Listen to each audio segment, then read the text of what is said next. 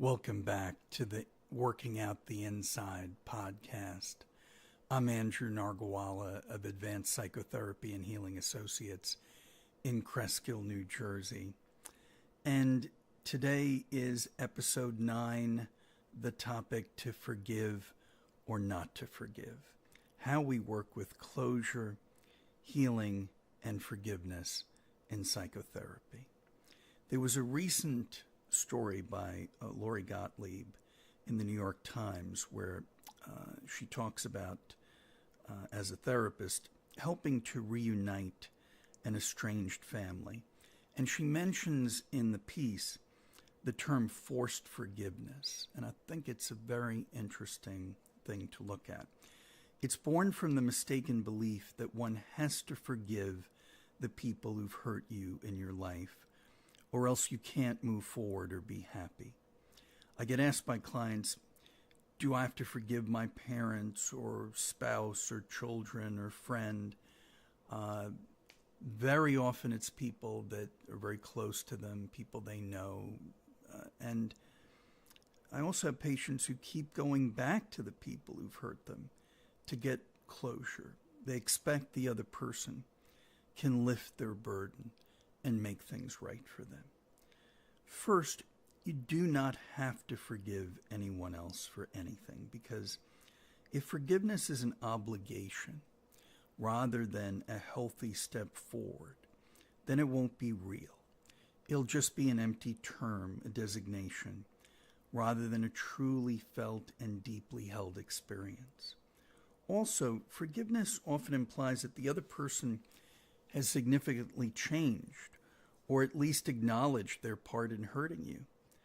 But we don't control that really. People can say they've changed, and I'm sure some of them have. But what if they haven't really, and we've based our forgiveness that they have changed? And it can be very hurtful and re-traumatizing to discover that. But regardless, whether they are sincere, whether they even know what you're trying to do, if you want to truly forgive someone, it has to be on your own terms and for your own reasons. And you don't even need a reason. For some people, forgiveness of others is a part of their own psychological or spiritual growth. They're doing it for themselves, and I think that's the healthiest way to do it. If you feel you really want to, it's something you're doing for yourself, whether or not the person you forgive even knows you're forgiving them. And sometimes, again, people have passed away, people have passed out of our lives, we don't know where they are. We can't put our lives on hold and say, well, I'm just bound by this thing that happened to me so many years ago. One misconception that even some therapists still buy into is that if you don't forgive, you can't move forward. You'll be stuck in your anger or resentment and never achieve closure, a positive ending.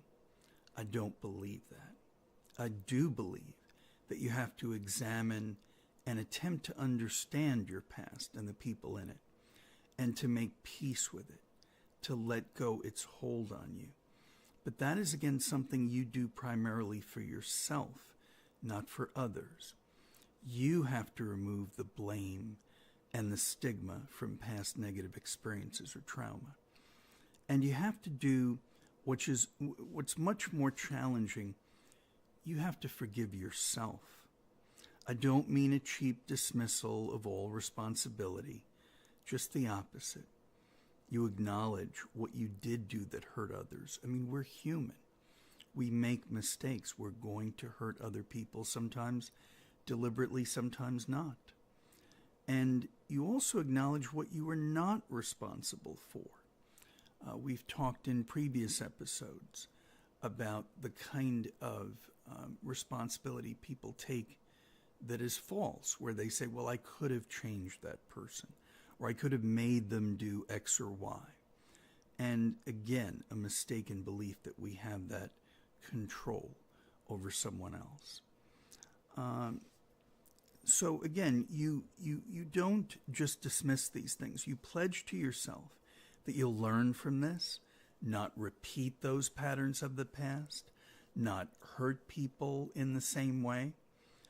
And you could put on a show of changing, you could pretend, but you'll know deep down whether you're sincere. And if you aren't, your own work in therapy, your own work in life is damaged, even pointless. If you build any work on lies, especially the lies you tell yourself, the rotten foundation will eventually undo any pretty externals you're showing the world. If you really learn and grow and take responsibility for your past, then your own healing can start, and then healing with others too that you have relationships with. In my own life, I had a very difficult childhood with my parents in terms of those relationships. And it was only later in life, after I'd left home, that my mother and I reconciled. And what we said to each other was that we wouldn't throw the past in each other's faces. We wouldn't, dwell on it unnecessarily or continue in anger and resentment over it. But what we would do is not sugarcoat it either. We wouldn't pretend that everything was okay, and we'd try as best as we could to face it honestly, but to make real change going forward. And I'm so grateful and proud and happy that I had that opportunity. And the relationship going forward, my mother's now passed away, but I have those memories of a good relationship, not perfect, not Hallmark Hall of Fame, everything just beautiful and no conflict. No, but it was different because we both committed to real change and to approaching each other in our lives differently. I don't think we ever said the words forgive to each other. I know my mother once said, I hope this makes up, our current relationship for what we didn't have in the past. And I said it very much did. She was very helpful to me, and I hope I was to her, particularly around the time of her passing. But even long before that, we got to share a lot of good experiences, and I think that was really the key, regardless of whether we termed it in terms of forgiveness or some kind of formal thing. It was more just saying, let's together move forward in honesty and in mindfulness and in really valuing the present. This is the time we have, and we can't change the past, and we can't change the future. We can prepare for it. We can hope to influence it. But again, I feel very blessed that I got that opportunity, that we both had that opportunity before my mother's passing. Many times people continue to have relationships or contact with people that have hurt them deeply and are continuing to hurt them. You can see our episode on the poisoned well. And people will say to me, Andrew, I need that person to give me closure. Other people can't give you closure any more than they can give you self-actualization or self-esteem or any other thing you can only develop yourself. Yes, people can be supportive and helpful, but the work is ours. And abusive people often take advantage of the power we give them when we say, we want to work things out or we want to forgive.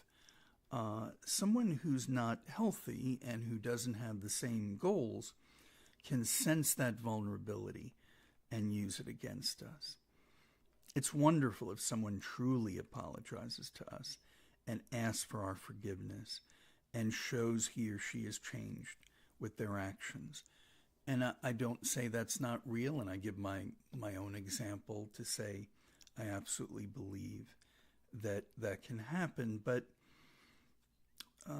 you're still not obligated to forgive. You may feel the hurt is just too deep, or you may not believe the person is sincere. What you can and must do is grant yourself the peace of knowing that regardless of what anyone does, we can still put the past in its proper place. I think for me, my relationship with my father was much more like that, where there was no real reconciliation or a different relationship. It simply, got nicer, kinder. He, was quite old and had dementia when he passed. And my sister and I made sure that he was cared for. And, we celebrated him in the way that most people knew him, in a more external way, not really knowing about our family's inner history. And I think that was fine. I think that by that point, I had made my own peace with the situation. Not forgiveness on either side, not a new relationship, but just simply an acknowledgement that the past was in the past, and it was time to move forward, and to hold on to that anger and that resentment had no place. So it can be done without some sort of formal forgiveness. But what you have to do is truly let the past go and say, I understand it, I'm learning from it, I see it, but I can't live in it anymore. I can't dwell in those feelings anymore. And when we can learn to live in the present as much as possible, what we call mindfulness, it's very powerful to realize that we can provide our own closure, our own honest accounting of what we've learned, what we can take into the future. Good therapy can help us see that choice more clearly, help us take back the power over our own stories. I remember mentioning in an earlier episode the quote from David Copperfield, Dickens' David Copperfield, where the protagonist is wondering, will he be the hero of his own life? Will he be the one steering the ship and in control? And of course, we're never perfectly in control. But if we can feel that in general we've made the choices we wanted to make as best we could, given the circumstances, and we've had as good relationships as we can, again, given the circumstances, then we take back the power of writing our own stories, our own narrative. We give ourselves that closure. I wish that peace for each one of you. And I thank you so much for listening today. And those of you who've heard past episodes, I absolutely love to get feedback from all of you and suggestions for future episodes. And, again, if you also feel that therapy is something that you might want to start or continue, you certainly can Google our practice name or Google my name, and you'll find information how to contact me. I'd be happy to do a free consultation, just talk to you, and see if it's something we can set up. But my main purpose in these podcasts has been to have a way to reach people I ordinarily would not be able to reach, and people from all over the world, actually. It's been very gratifying. So again, I'm very grateful, and please send suggestions, and we'll talk again. Thank you.